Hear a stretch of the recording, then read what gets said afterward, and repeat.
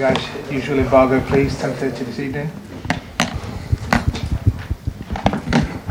And show of hands for the mics. If you could give your name and organisation for your question, please.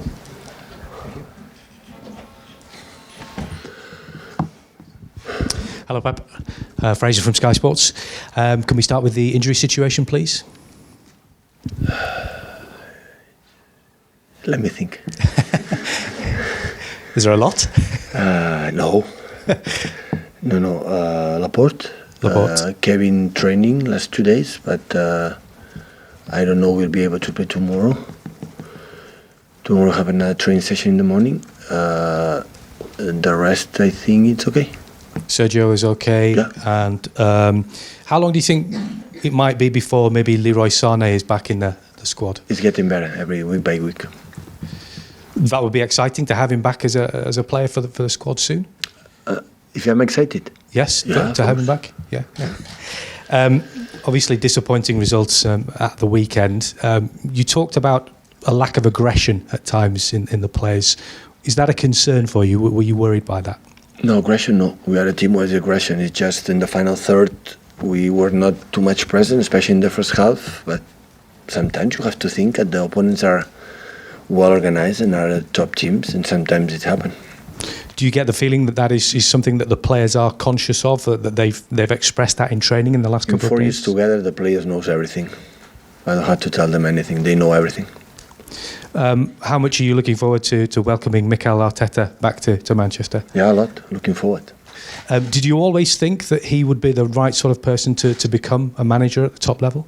I said 3 years ago, or 4 years ago, when we started together, after half year together, one season, so I was convinced he would be a manager when the opportunity came, and he decided it's the right opportunity for him. And what do you make of how he's got into things so far? I would say incredible well, in the fact that his ideas is already implemented, is already in the team. His positional game is getting better day by day. Doing that in a short time is not easy. And I'm pretty sure Arsenal will have success in the short time in the future with him in the bench.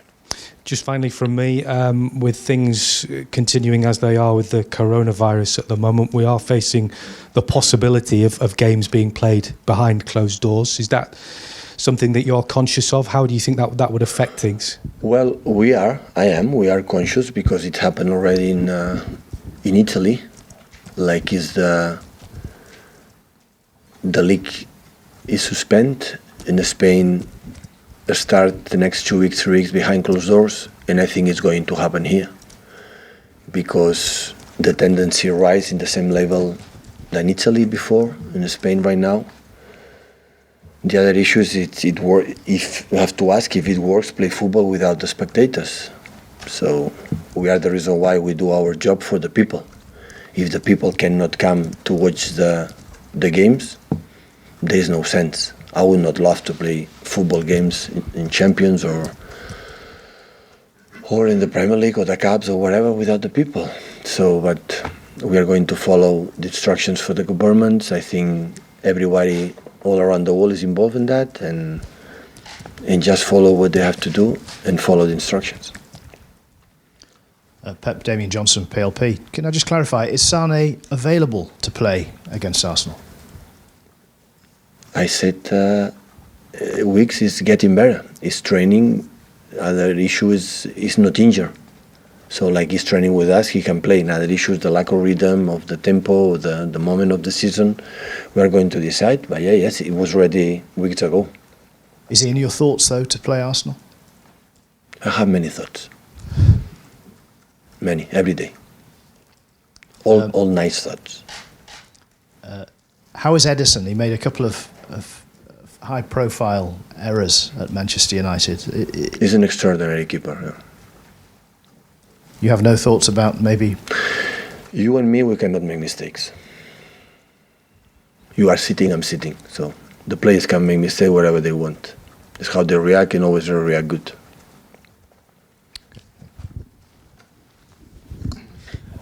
Pep, on the coronavirus then, so you would prefer not to play rather than play behind closed doors? I would prefer without people, I would prefer not play, yeah, definitely. Because, I mean, obviously, We are here right. we are here for the people. Of course, if it's one game or for 2 games, I can understand it, but it's longer. The reason why you are a journalist to write for the people. We play for the people. If the people cannot be there, with sense, no sense.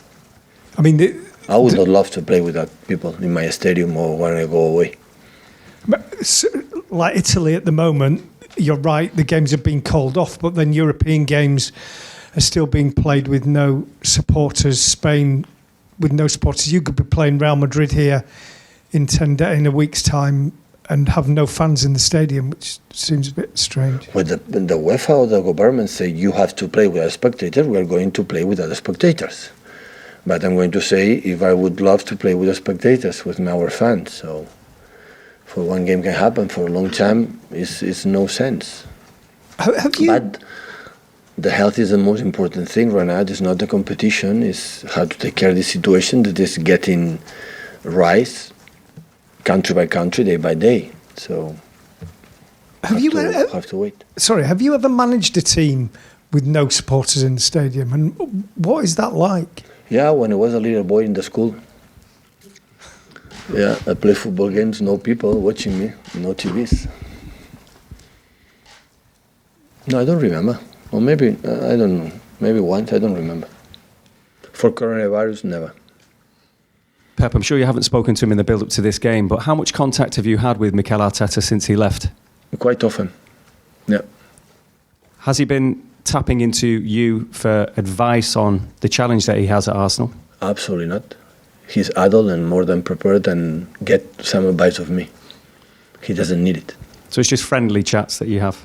No, I talk how is everything, family, and of course the first days, and how he's settling the team, the normal things. So we talk about friends, ex-colleagues, so we work together, that's all. And you were always full of praise about the work that he did here. And one of the things you said last season was the one-to-one work that he'd done with Raheem Sterling and his finishing. And he'd helped Raheem with the finishing aspect of his game. Now, Raheem's on a bit of a drought at the moment. Has he missed Mikel? Has he been affected by Mikel leaving? To ask to Raheem. Do you think so? Raheem scored goals, he's going to score goals. So the talent is there. So... And of course, Mikel helped us, all of us, as much as possible. Not just Raheem, all the players. So my assistant coach I had in Barcelona, in Munich, with Tito, with Dome, with all the people I was, they are free to do what they believe to help the team.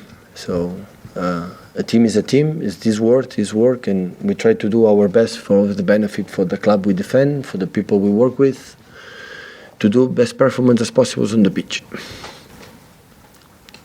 Guys, 10:30 embargo, please.